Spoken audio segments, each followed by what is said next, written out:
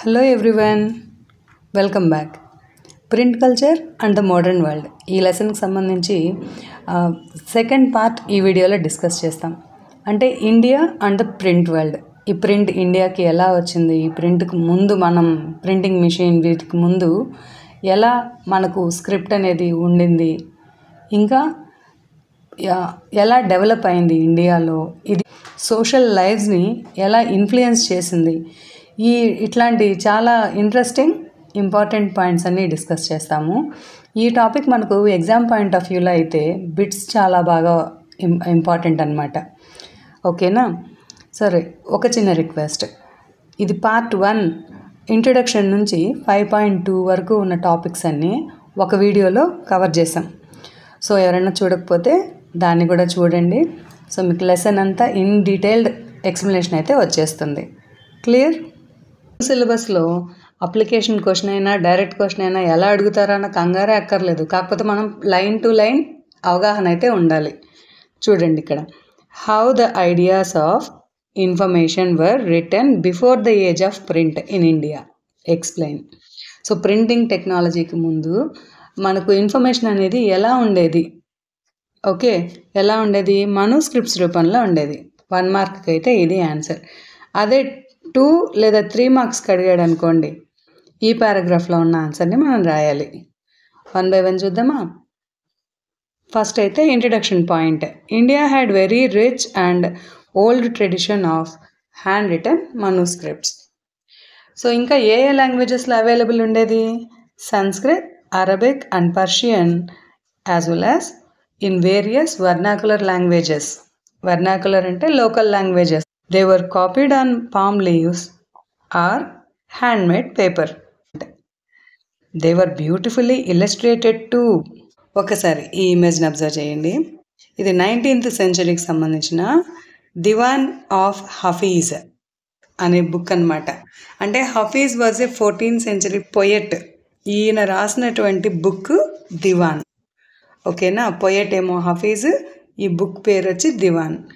దీన్ని మీరు గమనిస్తే చూడండి, how borders were beautifully illustrated. అదే మనం చెప్తున్నాం ఇక్కడ point.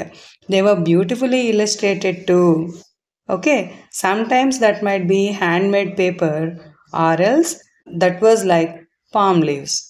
Okay, next point. They were pressed between wooden covers or sewn together to ensure the preservation. ఇక్కడ ఈ ఇమేజ్లో చూపించినట్లుగా అన్నమాట. అంటే ఈ మనుస్క్రిప్ట్స్ని 2 వుడ్ ప్లాంక్స్ మధ్యలో పెట్టేసి జాగ్రత్త పరిచేవాళ్ళు. ఇంకా ఒక థ్రెడ్ తోటి ఇవన్నీ కదిలిపోకుండా కట్టుబెట్టేవాళ్ళు అనమాట. సో ఇవి తాళపత్ర గ్రంథాలు. ఓకేనా? ఇది మనుస్క్రిప్ట్స్ గురించి. ఈ ఇమేజ్ అయితే మనకు పేజెస్ ఫ్రమ్ ఋగ్వేద. ఇవి మలయాళం లాంగ్వేజ్లో 18th centuryలో ప్రొడ్యూస్ చేసినటువంటి మనుస్క్రిప్ట్స్ అన్నమాట. ఇక్కడ మనం చూసిన ఈ ఇమేజ్ కూడా 18th centuryకి సంబంధించినటువంటి ఎవిడెన్సే. దీని పేరు Gita Govinda. The writer of Gita Govinda was Jayadeva. Important bit, చాలాసార్లు అడిగినటువంటి బిట్. ఓకే, సో ఈ బుక్ కూడా మనకు అకార్డియన్ ఫార్మెట్లోనే ఉంది. అకార్డియన్ ఫార్మెట్ అంటే మనం చైనాలోనే నేర్చుకున్నాం కదా, where it has stitched at the one side. What were the drawbacks of manuscripts అనేది నెక్స్ట్ క్వశ్చన్గా చెప్పుకోవచ్చు. ఇది ఆల్రెడీ మనం యూరోప్లో చదివాం, సేమ్ ఆన్సరే వస్తుంది అనమాట. They were highly expensive and fragile. They had to be handled carefully and could not be read easily too. మరి చాలా కష్టం కదా, హ్యాండ్ రైటింగ్ ఎవరికి అర్థం అవుతుంది? ఆ తాళపత్రాల్లో ఉండేటివి మన క్లాస్ వర్క్సే కరెక్షన్ చేయడమే చాలా కష్టం, మరి ఇంకా తాళపత్రాస్ ఎలా అర్థం అవుతాయి? డిఫరెంట్ హ్యాండ్ రైటింగ్స్ ఉండడం అన్నమాట. So they were not widely used in everyday life. అన్ని డ్రాబ్యాక్స్ అనమాట. సో 4 డ్రాబ్యాక్స్ 2 మార్క్కి. Clear? Even though pre colonial Bengal had developed an extensive network of village primary schools. మరి ఏ రీజియన్లో మనకు ఎక్స్ట్రాడినరీ ప్రీ ప్రైమరీ స్కూల్స్ని రన్ చేసేవాళ్ళు ఈ ప్రింటింగ్ ఏమీ లేకుండానే? అంటే బెంగాల్ రీజియన్.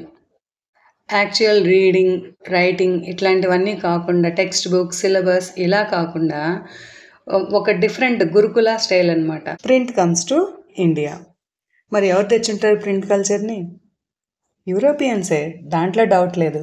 ఈ యూరోపియన్స్లో మనకు బ్రిటిషర్స్ కంటే ముందు ఎవరు వచ్చారు? పోర్చుగీస్ వాళ్ళు వచ్చారు. So through Portuguese missionaries print entered to India. ఈ పోర్చుగీస్ నుంచి వచ్చిన వాళ్ళల్లో వాళ్ళ మెయిన్ మిషనరీస్ అంటున్నాం చూడండి. మిషనరీస్ అంటే క్రిస్టియానిటీ ప్రాపగేషన్ వీళ్ళ పర్పస్ అనమాట. సో ఈ క్రిస్టియానిటీలో మనకు 2 సెట్స్ కనిపిస్తాయి, 2 రకాల వాళ్ళు, జెస్యూట్ ప్రీస్ట్ ఇంకా Catholic priest. Jesuit priest Goa రీజియన్కి వస్తే ఈ క్యాథలిక్ ప్రీస్ట్లు మంచి talented fellows. They came to the local regions and they learn the local language. గోవాలో ఉన్న కొంకణి లాంగ్వేజ్లో బుక్స్ని ప్రింట్ చేసింది జెస్యూట్ ప్రీస్ట్ అయితే తమిళ్ లాంగ్వేజ్లో బుక్స్ని ప్రింట్ చేసింది క్యాథలిక్ ప్రీస్ట్. ఇంకా డచ్ ప్రొటెస్టెంట్స్ అయితే 32 తమిళ్ టెక్స్ట్, అంటే తమిళనాడు ఈ రీజియన్స్లో ఆల్రెడీ ఉన్నటువంటి కంబరామాయణము ఇట్లా ఉంటాయి కదా ఏన్షియంట్ స్క్రిప్చర్స్, వాటిని పబ్లిష్ చేశారంట. సో మిడ్ 16th century అంటే 1500sలోనే మనకు ప్రింట్ అనేది ఇండియాలోకి ఎంట్రీ ఇచ్చింది. బట్ 1780s వరకు కూడా ఇంగ్లీష్ అనే దానికి ఎవిడెన్స్ లేదు. అంతా మనకు ఈస్ట్ ఇండియా కంపెనీ ఉన్నప్పటికీ ఇంగ్లీష్ ఎవిడెన్సెస్ ఎక్కడా లేవు. ఫస్ట్ ఇంగ్లీష్ పేపర్ మనకు 1780sలోనే కనిపిస్తుంది. What was the first English edition? Bengal Gazette. ఇది weekly magazine. Who started Bengal Gazette? James Augustus Hicky. What was the tag line of the Bengal gazette?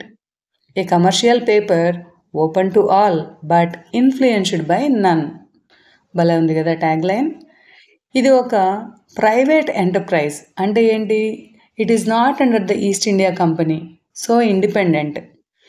So it started writing many gossips and the trades, slave trade, different types of malpractices being done by East India Company.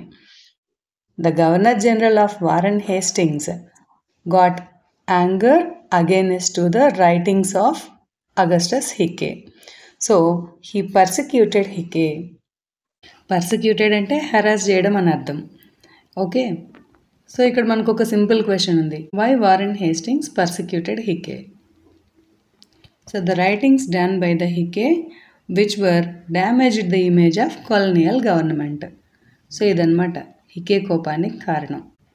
So by the time being many of the newspapers had become common in India too. Many journals had started up. Right? They were Indians too. They started publishing Indian newspapers. So in running time లో మనకు ఈ weekly magazine Bengal గెజెట్కి ఎడిటర్గా ఎవరు work చేశారు అంటే Gangadhar Bhattacharya, who was a close friend of Raja Rammohan Roy. Okay, so ఇక్కడున్న important bits ఒకసారి గమనించండి. హూ స్టార్టెడ్ బెంగాల్ గెజెట్ అంటే James Augustus Hicky. Who become an editor of Bengal Gazette అన్నప్పుడు గంగాధర్ భట్టాచార్య ఆన్సర్ చేయాలి. ఓకే, సో మనకు 19th century అంతా ప్రింట్ అనేది బాగా స్ప్రెడ్ అయిపోయింది.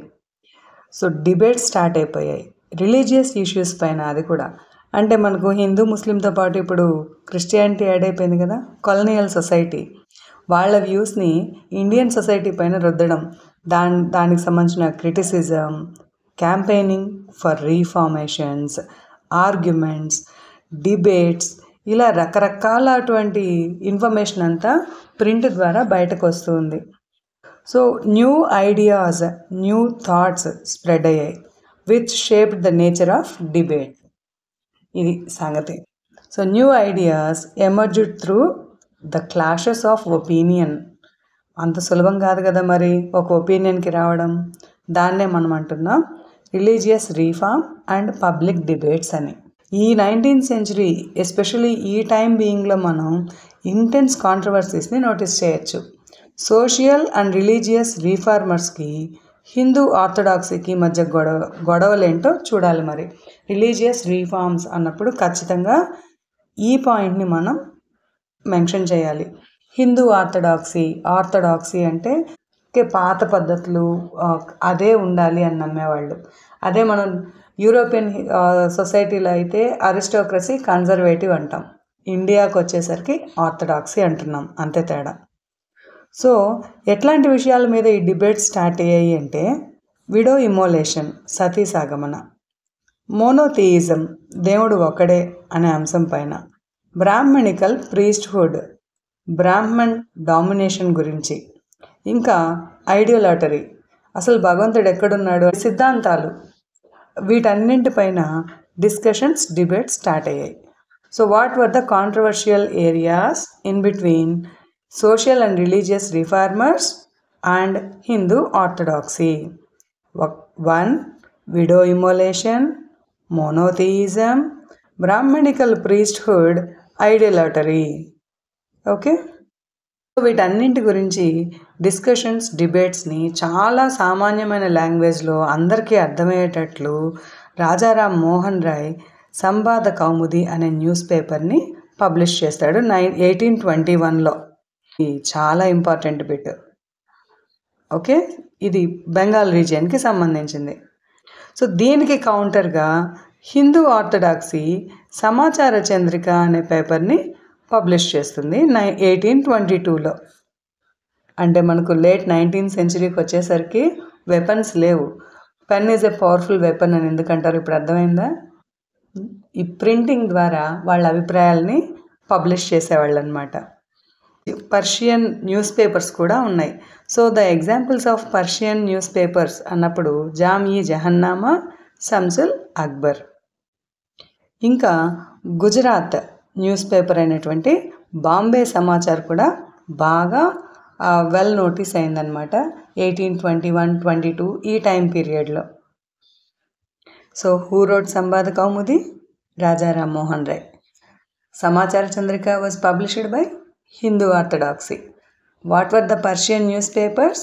జామ్-ఈ-జహన్నామా, శంసుల్ అక్బర్. ఇదంతా ఇలా ఉంటే ఇంకా ముస్లిమ్స్ ఏం చేసేవాడు, వాళ్ళ డైనస్టీస్ని కాపాడుకోవడం కోసం ముస్లిం హెడ్ని ఉలేమా అంటామని మనకు తెలుసు కదా. చర్చ్లో ఫాదర్ ఉన్నట్టుగా ముస్లిం కమ్యూనిటీలో ఉలేమా అంటారనమాట, legal scholar of Islam. Okay, so వీళ్ళు ఏం చేశారు, 1867లో దియోబంద్ సెమినరీ అనే ఒక ఆర్గనైజేషన్ ఎస్టాబ్లిష్ చేసి థౌజండ్స్ ఆఫ్ ఫత్వా అంటే ఆర్డర్స్ అన్నట్టు, లీగల్ నోటీసెస్ అన్నట్టు పబ్లిష్ చేశారు. ఖురాన్లో ఏముంది, అసలు ఏం చెప్తుంది, ముస్లిం ఎవ్రీడే లైఫ్ ఎలా ఉండాలి అంటే ముస్లిం రిలీజియన్ని ప్రొటెక్ట్ చేసుకోవడానికి ఉర్దూ లాంగ్వేజ్లో డిఫరెంట్ స్క్రిప్చర్స్ని పబ్లిష్ చేశారు. హిందూస్ కూడా వాళ్ళ రిలీజియన్ని కాపాడుకోవడం కోసం డిఫరెంట్ రిలీజియస్ టెక్స్ట్ని లోకల్ లాంగ్వేజెస్లో పబ్లిష్ చేయడం మొదలుపెట్టారనమాట. తులసీదాస్ రచించిన రామచరిత మానస్ దీనికి ఎగ్జాంపుల్గా చెప్పొచ్చు. ఇది actually 16th century scripture. Okay, 1810లో కలకత్తాలో దీన్ని ఫస్ట్ టైం పబ్లిష్ చేశారు. సో నార్త్ ఇండియా అంతా రిలీజియస్ డిబేట్స్ తోటి ఏన్షియంట్ రిలీజియస్ స్క్రిప్చర్స్ని పబ్లిష్ చేయడంలో చాలా బిజీగా ఉంది. ఈ ఉత్తరప్రదేశ్, మహారాష్ట్ర సెంటర్గా నావల్ కిషోర్ ప్రెస్, శ్రీ వెంకటేశ్వర ప్రెస్ చాలా బిజీ అయిపోయాయి అన్నమాట. సో ఇలా 1880s కంతా different types of religious discussions, debates, controversies బాగా స్ప్రెడ్ అయ్యాయి రిలీజియన్ని బేస్ చేసుకొని. New forms of publication. So printing బాగా పెరిగేసరికి యూరోపియన్ థాట్స్, యూరోపియన్ వ్యూస్ కూడా మన ఇండియన్ సొసైటీలోకి ఎంట్రీనిచ్చాయి. సో నావల్ అనేది యాక్చువల్లీ యూరోపియన్ ఎక్స్ప్రెషన్ అనమాట. సో నావల్ అంటే ఏంటి? Which gave a vivid sense of the diversity of human lives. అంటే novels, short stories, essays, political matters, social and political rules existing within the society, ఇట్లాంటివి ఎన్నో రకాలైనటువంటి new publications అందుబాటులోకి వచ్చేసాయి. ఇంకా end of the 19th century అంటే 1890s, 1880sకి వచ్చేసరికి visualization start అయింది. Raja Ravi Varma produced images for the mass circulation. ఇక్కడ ఈ పెయింటింగ్ చూడండి, ఒక ఫోటోగ్రాఫ్లా ఉంది, ఎంత ఆర్టిస్టిక్గా ఉందో చూడండి. ఇట్లాంటి విజువల్ ఇమేజెస్ని యూజ్ చేసి ప్రింటింగ్ అనేది మొదలైంది. ఈ ఇమేజ్ని మీరు చూస్తే ఇక్కడ రాజా ఋతుధ్వజ్ రెస్క్యూయింగ్ ప్రిన్సెస్ మదాలసా. ఇంకా ఈ క్యాలెండర్స్, పెయింటింగ్స్ ఇట్లాంటివి అయితే చీప్ ప్రింట్స్ బాగా స్ప్రెడ్ అయిపోయాయి. ఇంకా వాటిని వాల్ డెకరేషన్స్గా కూడా యూజ్ చేసేవాళ్ళు అనమాట. ఇంకా న్యూస్ పేపర్స్, జర్నల్స్లో క్యారికేచర్స్, కార్టూన్స్ కూడా పబ్లిష్ చేశారు. Many people expressed the fear of social change due to Western culture.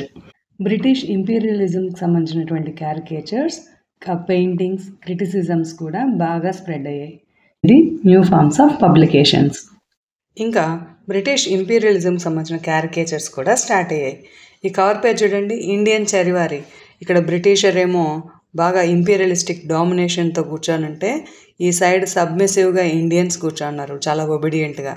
ఇట్లాగా క్యారికేచర్స్ అంటే ఇవి. Okay, next women and print.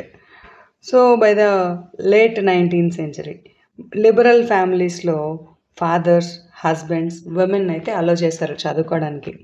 But అందరూ కాదు. Conservative Hindus believe that a literate girl would be widow. ఎలా అవుతుందండి, చిన్నప్పుడు చదువుకుంటే పెద్దయ్యాక విడో అవుతారా? ఇట్లాంటి మూఢనమ్మకాలు ఉండేవి అనమాట. Muslims feared that educated women would be corrupted. అంటే మాట వినకుండా పెడద్రంగా తయారవుతారని వాళ్ళ బిలీఫ్స్ ఉండేటివి అనమాట. So most of the families were not ready to encourage girl child education.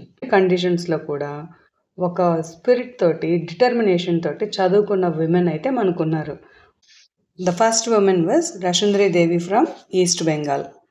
So she has got married with an orthodoxy household who learned read and write in kitchen. She wrote her autobiography called Amir Zaban in 1876 itself. So that was the first Bengali autobiography. Okay. Next, Kailasa Bhashni Devi, who expressed the experiences of women who were imprisoned at home, kept in ignorance, and forced to do hard domestic work and treated unequally by the fellow family members. Tarabai Shinde and Pandit Ramabai, they expressed the miserable lives of upper caste Hindu women, especially widows. Ruqayya Shekhawat Begum Hussain, like these all the women, they started discussing issues like women education, widowhood, widow remarriage, and national movement like issues. These were attracted by many people too. This is the answer you need to write for women and print. But not everywhere it was accepted. అంత సులభం కాదు. ఈ ఉమెన్కి అగైనెస్ట్గా Ram Chadha, Khalsa tracts from Punjab region నుంచి చాలా publications release చేశారు. So the main essence of these Ramchadha and Khalsa tracts writings were how to be obedient wives. ఇది ఫాస్టెస్ట్ సెల్లింగ్ బుక్ అనమాట ఆ రోజుల్లో. Okay, so women lifestyle ఎలా ఉండాలి, గుడ్ ఉమెన్ క్వాలిటీస్ ఏంటి అనే వాటిపైన వీళ్ళు బుక్స్ని పబ్లిష్ చేశారు. ఇక్కడ చూడొచ్చు ఈ ఇలిస్ట్రేషన్. ఒక educated woman family rules, family లాస్ని ఎలా స్పాయిల్ చేస్తుంది, ఇంట్లో ఎల్డర్లీ పీపుల్ని ఎంత ఎక్స్ప్లాయిట్ చేస్తుంది అనేలాగా గోరకలి ఈ ఇమేజ్ పేరు. సో చైనాలో షాంఘై, జపాన్లో టోక్యో ప్రింటింగ్ హబ్ అయినట్టు మన ఇండియాలో బెంగాల్ ఇంకా కల్కత్తా రీజియన్స్ ప్రింటింగ్కి సెంటర్ అయి కూర్చున్నాయి అన్నమాట. ఇక్కడ చీప్ సిరీస్, మనకు బిలియోథిక్ బ్లూ బుక్స్ ఇలా చూసాం కదా, అట్లాగనే బట్టల సిరీస్ అనేవి చాలా ఫేమస్ అయ్యాయి. ఇక్కడ మనకు devotional, cheap editions, religious tracts, scriptures, ఒకటి కాదు అన్ని రకాల సిరీస్ కూడా అమ్మేవాళ్ళు అనమాట. Even in our country peddlers took the Battala publications to homes, enable women to read them in their leisure time. So the meaning of this picture is fear of Western culture. Next, print and the poor. So books cost తగ్గిపోయింది, ఎక్కువ అవైలబిలిటీలోకి వచ్చేసింది, ఇంకా libraries, public libraries open అయిపోయాయి, wide variety of టాపిక్స్ని discuss చేయడం మొదలుపెట్టారు. So 19th centuryకి వచ్చేసరికి caste discrimination, social ఇష్యూస్ని కూడా target చేశారు. ఇక్కడ జ్యోతిబా పూలే మరాఠా పయనీర్, ఈయన లో క్యాస్ట్ ప్రొటెస్ట్ మూమెంట్స్ గురించి, ఒక injustice with in the cast system గురించి గులాంగిరి అనే బుక్ని రాశారనమాట. ఇది 1871లో.